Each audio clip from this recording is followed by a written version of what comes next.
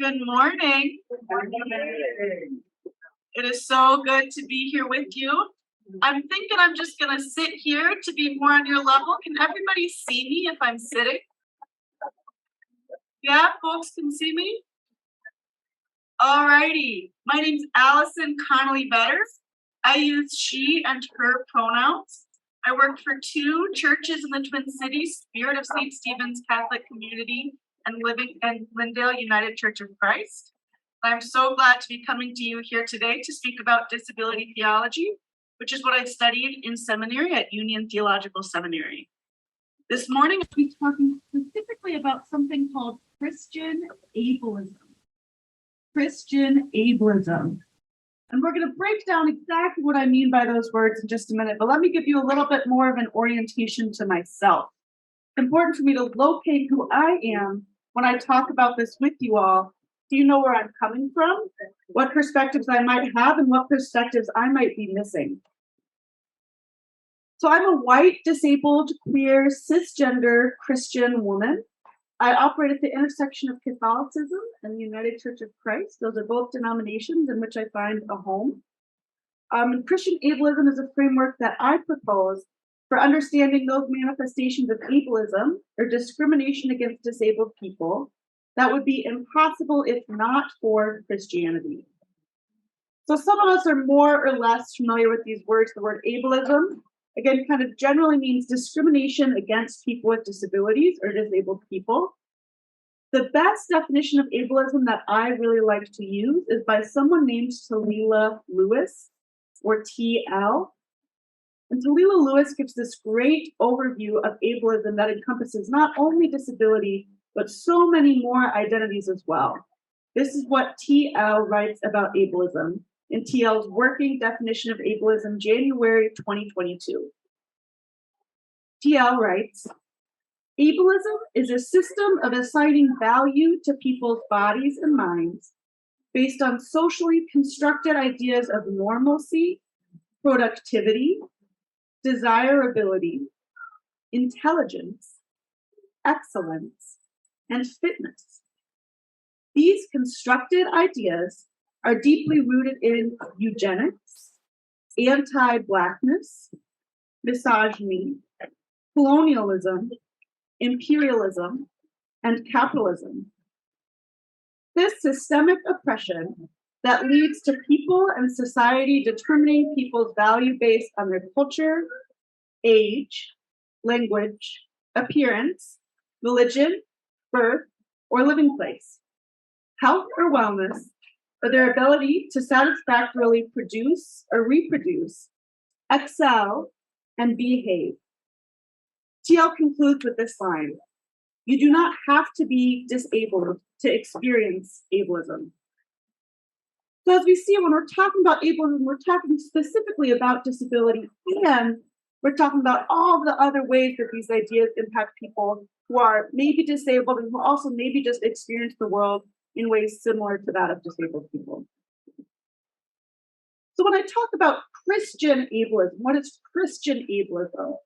When I say Christian ableism, it can be rooted in Christian scriptures, history, or tradition. These can be things we believe, things that we read, things that we do or have done, things that we profess to want to do. It does not mean that all Christians are ableist or that all of Christianity is ableist. And it does not mean that other people are also not ableist. What we're saying is, it means that there are distinct manifestations of ableism that show up in Christianity in a way that it's impossible for them to show up without Christianity. So that can be, again, Christian history, tradition, sacred text, theology. And I believe this Christian ableism, which causes harm, I believe it can be repaired only by Christians in a Christian context. That's kind of showing my hand. Why do I think this is important? I think it's important that we talk about Christian ableism, Christian harm, but I think that it's our responsibility as Christians to undo it. In fact, I think we're the only people who can.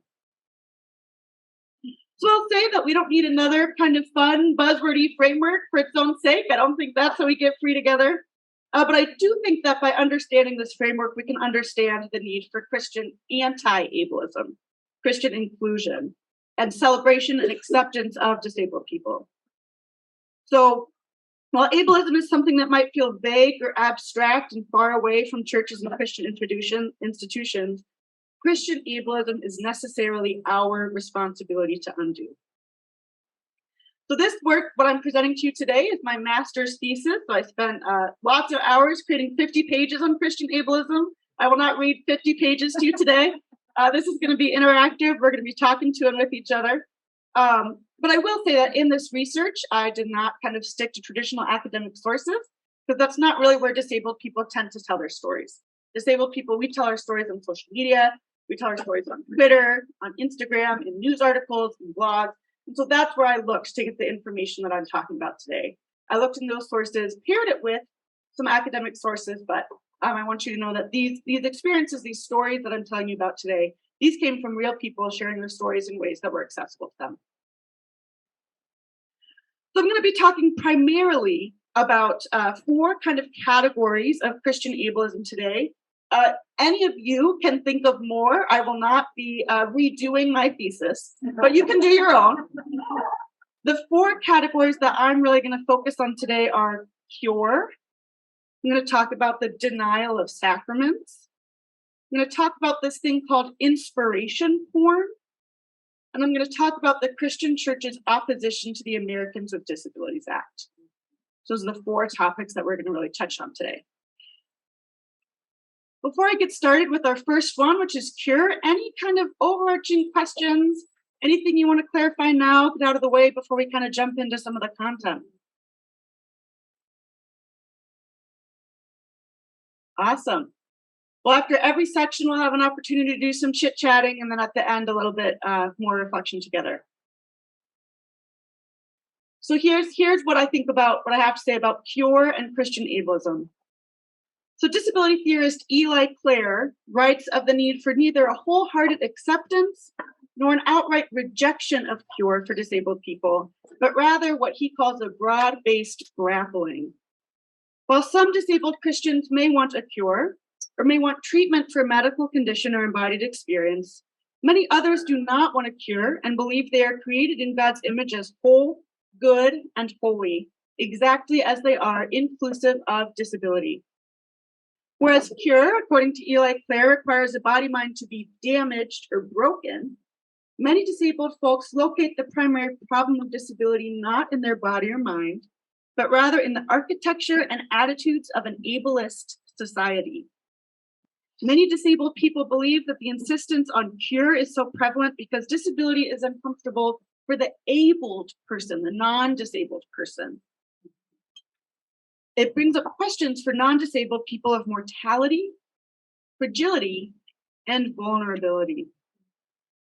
As disability justice activist Leah Lakshmi Pipienza Samarasinha writes, an overemphasis on cure would disappear disabled people from society, which also disappears the particularities of the disabled experience. She writes that for her, cure is elimination. Almost every disabled person I know, myself included, could share experience of being prayed over non-consensually for a miracle cure. Often, such non-consensual prayer happens from strangers in public and involves non-consensual touch. People laying their hands on you on a bus, people holding your hand to pray for you in a crowded room. These things happen to disabled people all the time. Disability activist Imani Barbarin, who blogs and is on social media at Crutches and Spice, tells of how one day 12 separate people, without her consent, prayed over her that she would be cured. This insistence on cure happens so often in a Christian context that some people refer to it as the cure agenda. From my own experience, these prayers are disorienting and uncomfortable at best, and harmful and violent at worst. One time, a well-intentioned friend prayed that I would be cured of my disability without further medical treatment or care. But I didn't want her prayer. I was not cured, and I did not want to be. And it left me in an awkward divine triangle. So was I not cured because God, here's God at one end of the triangle, is not strong enough to cure me? Was I not cured because my friend at this end of the triangle, her prayer was not strong enough? Was I cured because I, at this other end of the triangle, was so far beyond love and possibility that I was totally uncurable? So you have this really, what I call this non-consensual prayer triangle that doesn't really help anybody. It leaves everybody feeling a little scared, maybe a little confused, and it doesn't do anything that the prayer was intended to. It doesn't do anything that we think of when we think of what does it mean for prayer to work, for prayer to make a change in the world. It just results in increased isolation, estrangement, alienation, and feeling alone and different. So while telling disabled people that they should want to be cured is not limited to Christians, the prayers to Jesus, which is what so many of these are, Jesus heal you, Jesus heal you, be healed in the name of the Holy Spirit. These are, and claiming Jesus' cure miracles as a basis for insistence on cure. You know, Jesus healed the blind man, Jesus cured the lepers. We're going to be talking about that today. Jesus made the lame man walk, you know, these sorts of things. Claiming Jesus' cure miracles as a basis for insistence on cure. That's what's Christian. That would be impossible if not for Christianity. The Christian cure agenda is one manifestation of Christian ableism. So I'm curious, what if that feels familiar to you? What if what I just talked about with the cure agenda, what feels familiar to you? What feels new or surprising? And how does that connect with your life or the life of this church? I'll ask those three questions again. What about this feels familiar? What about this feels surprising? And how does this connect to your life or the life of this church? I invite you to share as you feel called. Yeah. Yep.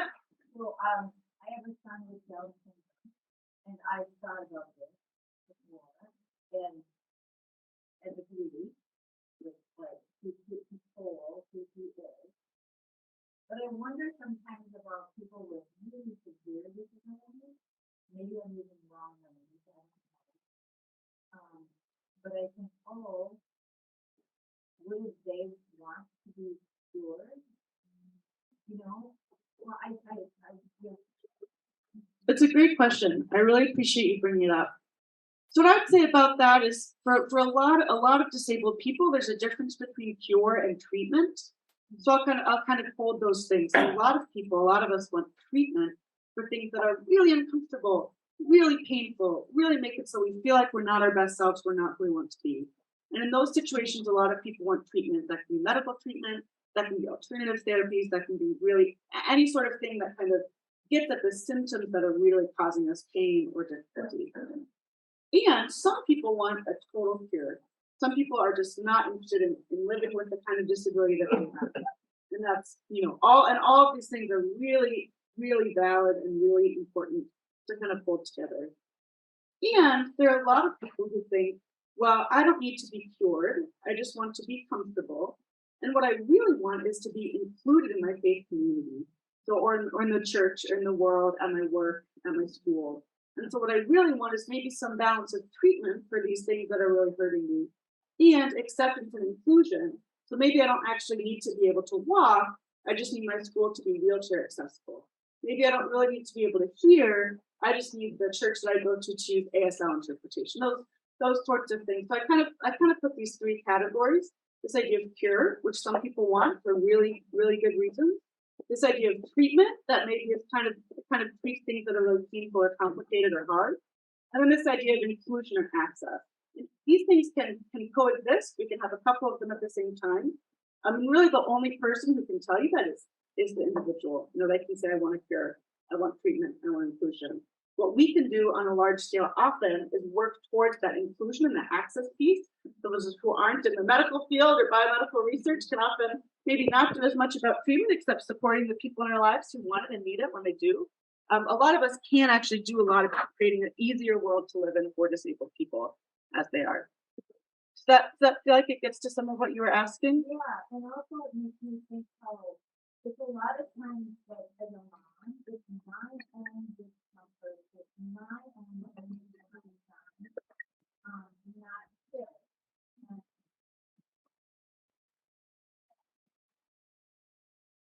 Yeah, that's very self-aware and very insightful. I think it's true for a lot of us. You're not the only one. Can I piggyback Yes.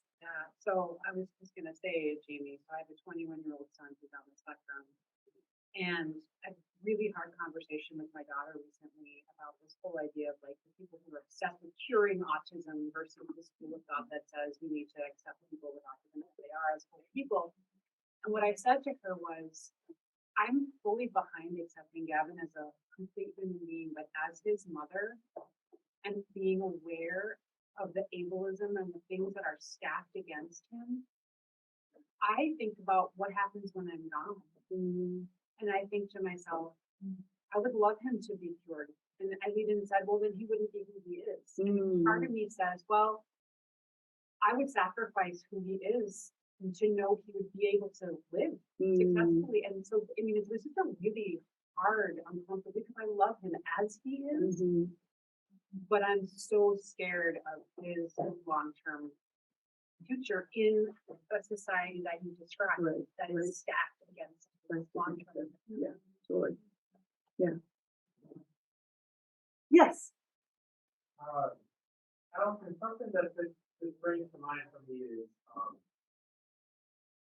well, I'll reflect off of what Rebecca said.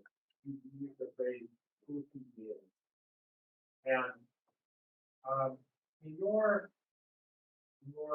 research or your examination, have you encountered the idea of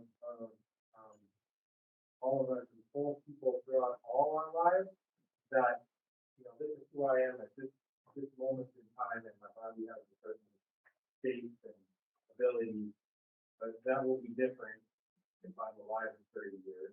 And so our whole being throughout all time is not one set of abilities. Yeah, it's a really good point. So I think it's a kind of a core tenet of what disability theology believes. This goes deeper into disability studies, kind of the secular branch of this, and especially things called CRIP theory talks a lot about this, is that we are not what we do. We are not what we do. We are not what we can do. We are not what we're limited by not doing. We are who we are because we exist.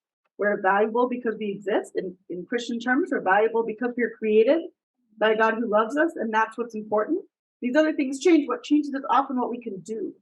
And what doesn't really change is what we are, who we are just as people who exist in this world.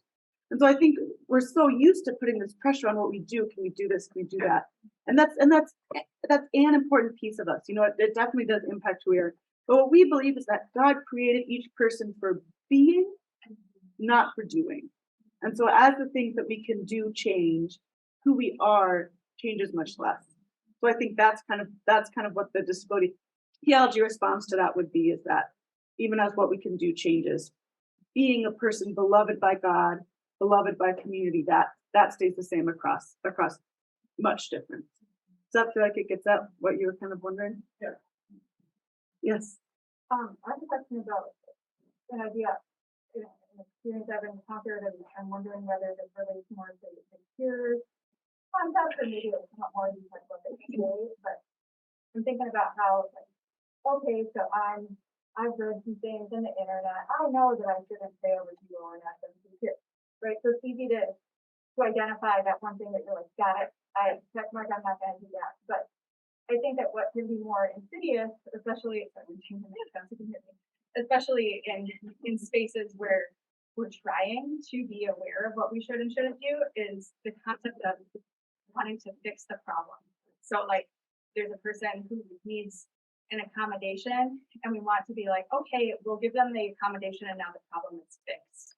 And I kind of see that as another type of curing, where you're not praying that this, for example, this kid, you're not praying that they might no longer be sensitive to loud sounds, but you're hoping that if you change this one thing, now everything is okay because you made some accommodation that you think is going to address this particular challenge for the person. But everybody can have a variety of challenges, right?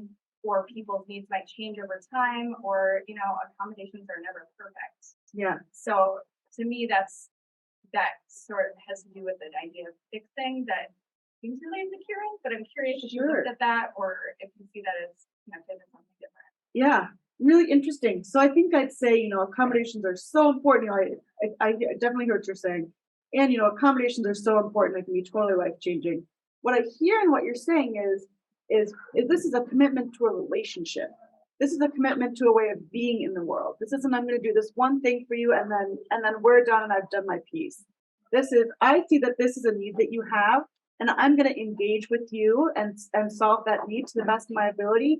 And I'm going to stay in this relationship. So when you have the next need, we're going to be partnering on how to work with that too. It's not just a one-off. I fixed this and now I disappear. It's a commitment to an ongoing relationship and an ongoing ethic, an ongoing thing that I'm committed to doing and being in the world. Not just kind of these one-off, not just kind of like a one-off accommodation here or there, but this is a longer term, more overarching commitment to a way that I'm going to exist in the world in relationship to people. Does that kind of feel like what you're saying? Yes. I'm thinking about this plan, this is two different levels, as an aging person, my age is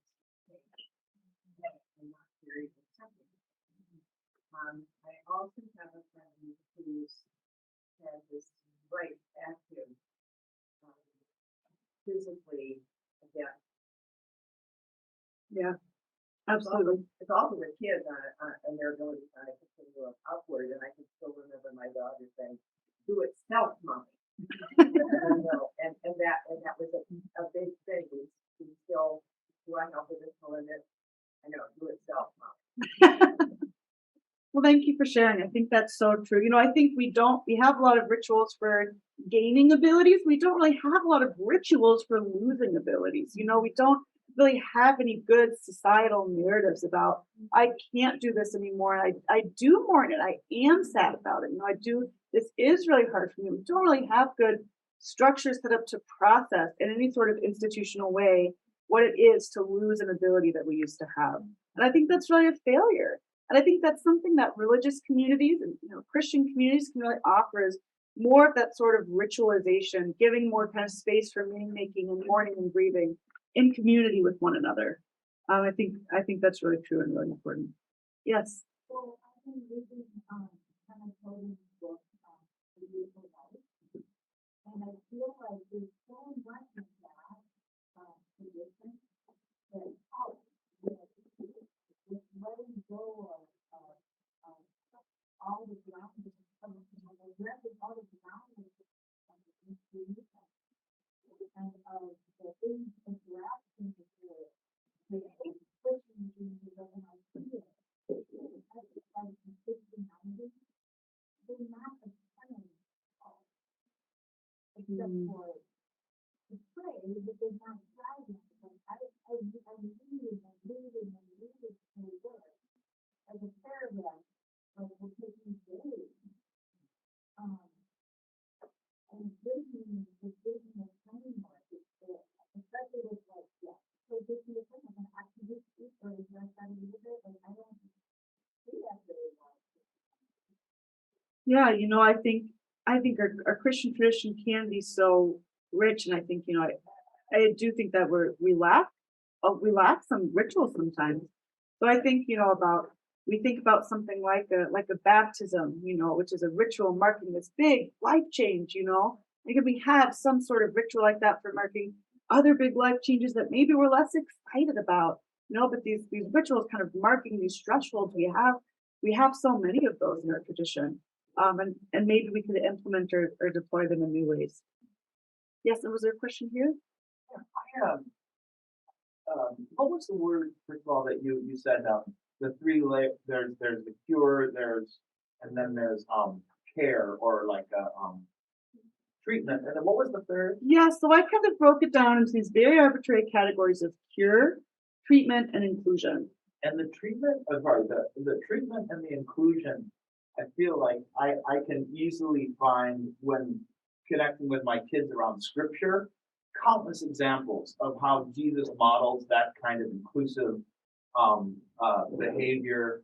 And the one thing my whole life, and especially now with kids, I just don't even know how to enter, is the idea of like the miracle and the signs, or however you describe them, of Jesus And I can think of how like a change of heart is so miraculous, and I can talk about that with my kids in terms of how I've been humbled, wonderfully humbled, and turned around, converted to a more loving, more open posture. But when it comes to like talking about those stories, do you engage with those or have a way of understanding or processing them? Yeah, I'll be preaching on one of them in worship today. But I think it's just such a classic and such a good question. These stories are everywhere. And we can see how they continue to impact us in these prayers for miracle cure, I think a lot of times what I do is look at what else is happening in the story. Are there other people kind of asking questions? Are other people? So, for example, the story of the person who was lowered down on a mat through the roof, is the biggest miracle that Jesus, cured this man, he could stand up and walk? Or is the bigger miracle the way that community came together and created access for this person to a religious space? So if we kind of think of what is going on around them in the story, and that's a little bit of what I'm going to talk about today, maybe decentering this cure so much. It seems like that's really what the story about, but it really is are there some other things going on there that might be actually just as important as this physical transformation that happened. And then the other thing I do, especially when talking to kids and really when talking to anybody, is say, this is part of our tradition and it's complicated. We do this with so many verses in our scriptures. We do it with verses about slavery, about verses about sexuality. We can talk, we have honest conversations. This is in our tradition, and sometimes we actually didn't get it right. Sometimes the people who wrote this down maybe were a little confused. Maybe they were too embedded in the tradition of their day. And even if this is what they meant, we can see that today it's caused some real harm. And so really being able to talk, and kids can understand that sort of thing, really being able to say, this is part of our tradition. It's been important to people for thousands of years. And this is something we need to be careful about and we need to take seriously and be thoughtful with. So that's a lot of times how I'll address it. Did you have a question? Yeah, there's another whole point of view in Christian thought that's not so centered on creation, where a being is the idea, but there's also belonging. The person to whom I belong is Jesus Christ. So it seems to me like it's a two-track, where there's cure having to do with a creational circumstance, and less emphasis on cure, but more emphasis on love and relationship, on the belonging point of view. So baptism then scoops us into you belong to me, and that changes the weight of the place. Yeah. Beautiful. And I think it matters to try to balance our conversation. I see your hand. We're gonna move on because we have a couple other things to cover, and it's 10:17. So we'll do what we can, and then I can send along the rest of this to Martha, and she can share it with you as you would like. I think I'm going to skip to this. We wrap up at 10:30, right? Yeah. Let's go ahead. I think I'm going to skip to this idea of. Go to Christian inspiration porn. How many of you are familiar with the term inspiration porn? A couple of you have heard this language. Okay, great. We're going to flesh it out a little bit. So another manifestation of Christian ableism is comparing disabled people to angels who are perfect and sinless. This actually shows up more than you might think it does. So I have a good friend who has a sister with Down syndrome. At church one Sunday, the pastor walked over to her sister, told her to stand up, and introduced her to the congregation as an angel and a model of how to live a perfect and sinless life. My friend's sister was deeply uncomfortable, embarrassed, and surprised. She had no warning and no consent about being used this way as a prop in this man's homily. This is kind of the Christianized version of inspiration porn, which is a term coined by disability activist Stella Young. Stella Young defines inspiration porn as depictions of disability, which depict disabled people as inspirational simply for existing or accomplishing tasks that non-disabled people also accomplish. It marks the disabled subject as a source of inspiration for the non-disabled. This pastor's actions tick all the boxes of inspiration porn. My friend's sister was not doing anything exceptional. She was simply being herself and sitting in a church pew with her family. The priest marked her as a source of inspiration for the non-disabled, in this case, hoping she would inspire the non-disabled people present in the church to strive for sinless perfection. When confronted with the concept of inspiration porn, many people, Christian and non-Christian alike, fail to understand why it is harmful. So Jan Grew, who's a theologian, offers 3 reasons in response. First, inspiration porn objectifies disabled people, relegating them to nothing more than objects of feel-good narratives. Second, inspiration porn devalues a disabled existence, since the achievements depicted in inspiration porn are so often commonplace acts. And this gives disabled people a smaller scope for achievement than what is really possible. And third, and perhaps more importantly for us who operate in a model of disability that does not say disabled bodies are bad, but that sometimes the society that is inaccessible is what's really bad here. Inspiration porn locates the problem of disability squarely in the realm of the individual and their impairment, suggesting that it can be overcome through individual efforts, which obstructs the structural and systemic causes of disability.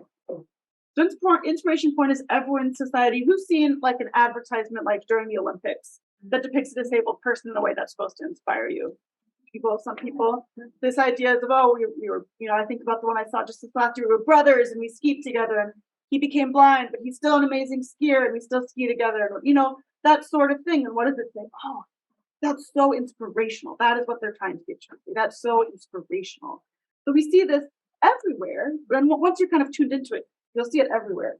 So what is Christian about it? Why is this in my Christian ableism paper? Well, it's because Christian inspiration porn uses disabled people for Christian spiritual or religious goals, like being sinless, being angels, reaching heaven. These are, well, not exclusively Christian. They show up so often in Christian environments. And so while Christian ableism is not responsible for all inspiration porn, it is responsible for that which takes a Christian form, role, or language. So one hand already? Yeah. So I'll ask the same questions here. Would love to hear from some new folks. What feels familiar? What feels surprising? And how does this connect with your life or the life of this church? Yeah, thanks. So what felt familiar was thinking about like poverty tourism and connecting that to Hannah's like, oh, this is like a problem to be fixed, but it's the other side of that, right? Yeah. So still no relationship. Yes. But oh, you're an object to be held at a distance. Right. Yeah. Thanks. Yes. I wonder if it's possible to compare, because it feels like this is an example of like a positive stereotype, and like, oh, what's wrong with this stereotype? It's positive. Yeah. Are you happy to be stereotyped? Yeah. And I wonder if in that way it has some similarities to the model minority myth. Totally. That like, oh, well, we think you're smart, we think you're gifted, we think you're special. Isn't that great? Like, no, it's still dehumanizing to only have like one possible path. Yes. And like one view of what this person can be, and it's very flat and one-dimensional and all that. That's right. And it's still objectifying, right? It's not actually about the person, it's about what that person can do for me. Yeah. I think that's a great comparison to the model minority. Yes. Disability denial kind of fits into the space at all, where you disclose a disability and somebody responds to it in the terms of, oh no, but you seem normal to me. Yes. You seem Yes. fine to me. Clearly you're smart, functional. Yes. So you aren't disabled. Yes. And so like I feel like, maybe on the other side of the like disability porn is the disability denial. Yeah, totally. Well, this isn't a real thing that you're experiencing. Or if you are experiencing, good job. Totally. And then the infantilization. Yes. The Yes, totally. And I think, it goes back to who is that about when someone denies your disability? Because I don't think you have, it's centering the non-disabled person or the person newly encountering this disability. It's not, oh, I'm going to listen to you, but oh, this is about me and I don't think you're disabled. Yeah. What else? What else felt familiar? What felt surprising? How does this connect with your life, the life of this church? I guess what came to mind when you know, critiquing the person who's being lifted up as, oh, they accomplished this with this limitation. And I'm trying to balance, if it's one thing that you're selling tennis shoes with it, but isn't there a place where we can acknowledge that this person is kind of like, did you have a pathway walking here through sand that was hard to move through, or a paved sidewalk? Who worked harder to get to this destination? And it's like that there's an acknowledgement that the journeys are different. And I think there's a positive acknowledgement of that. I think that's devaluing that this person did work harder in a different way. So to discount it as all being terrible is also discounting that there really are differences in some people's paths to get to the same destination. Yeah, and I think, there's a difference between, this is my friend who I've known for 10 years and they just did this thing and I'm really proud of them. And I would say that to anybody who's my friend for 10 years who did this thing that I'm really proud of. Would I say it differently to someone who's disabled? I probably wouldn't. I'd say, oh, if you're my friend and you've done this thing that I'm so proud of you, then that's true kind of across difference. I do think we can acknowledge, when people have done something that's really hard, but I think, we do that to everyone that we love in our relationship with, or we should, we should think about it. I think that's the difference to me, is this idea of relationship. Is it coming from a relationship, or is it this person you don't really know and just saying, oh, I saw that you graduated high school as a disabled person. That's not really coming from a place of relationship. And the other thing I'll say is I think this is a great analogy, the walking through sand or the walking on paved trails. I think the other part of this is we want everyone to walk on paved trails. We actually want this to be easier for everybody. And that's the other thing that inspiration porn takes away from us. Inspiration porn says if you try hard enough, you can walk through sand to get here. And that's not really what I believe as a person interested in love and justice in the world. What I believe is there are so many factors that play into any person's role to do what they do. And we want all of those factors to work to make life easier for every single person. We want every single person to have an easier life. So we're all navigating these paved, easier trails. And so I think that's my balance too, in saying, you did this really hard thing that you shouldn't have had to do. Absolutely. I would say that to a lot of people in my life. And to say, okay, how do we build a world in which people do not have to do things that are this hard? Yeah. I wonder also if consent and agency are a big part of that. I got my autism diagnosis at 22, the week after I graduated college, which means that I have no accommodations in my academic life.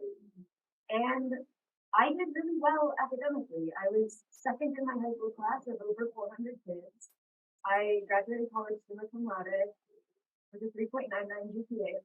I did a lot of impressive things. And after I got my autism diagnosis, I was like, wow, I think that's even more impressive that I did those things with no accommodations when I really would have benefited from accommodations. And there are times when I feel like I don't get the credit that I want for having done those hard things. But at the same time, I don't want myself to be held up to say oh, well, we don't need accommodations. Right. Autistic kids should be able to achieve that anyway without being accommodated. I want credit for having done it, but I don't want to be held up as a reason to make it harder for other people. Yeah. I want credit for having done the hard thing, but I want that to mean that we should make it easier for people, not that we should keep it at the level of hard that I had to go through. Yeah. I think that's exactly the nuance. We are hitting our time. my friends. I have other things I could say. If you have questions about the ADA, questions about sacramental exclusion, come find me. I'm happy to talk about it. But I'll just close with this. You know, why do we talk about Christian ableism? It's my real hope that having these conversations helps Christians understand the ways in which ableism manifests distinctly in our Christian context, and the ways in which Christians specifically are called to repair that harm, both historic and ongoing, of Christian ableism. So while Christians and non-Christians alike are working hard to make the world more accessible, inclusive, and celebratory and kind for disabled people, only Christians or people operating in Christian contexts are able to reduce or transform the impact of Christian ableism.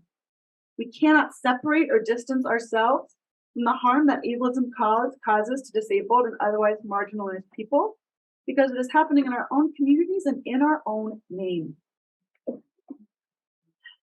So, rather, with an understanding of Christian ableism, we realize that we have the responsibility and the capability to make our Christian environments and institutions less ableist and more inclusive.